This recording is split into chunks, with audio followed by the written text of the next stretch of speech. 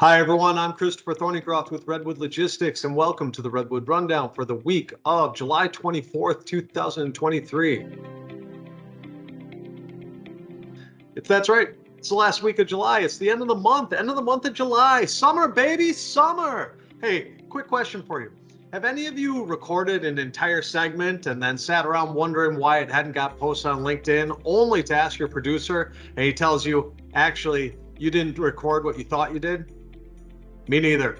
Not at all. Anyway, it's good because all the news that we recorded yesterday is already old news. Why? Well, we had an agreement that got struck today between the Teamsters and UPS. So that potential strike that we thought might be coming next week is not going to be coming.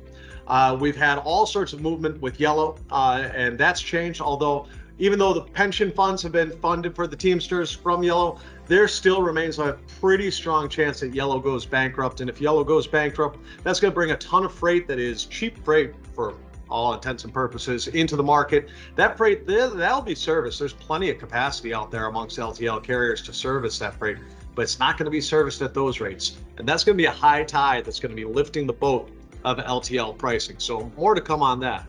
On the truckload space, outbound tender volume index, you guys realize that's at the highest that it's been at since the end of October, beginning of November for 2022, excluding some holidays. Yeah, that's right.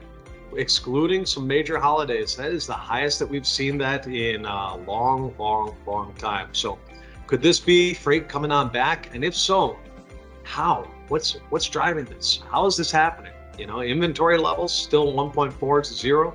But of course, that's on a 2-month lag, so maybe things are catching on up. And if we do see rising freight volumes, is that going to be enough to keep capacity in the market, not actually get it on out? As capacity is going to hold on as long as they can.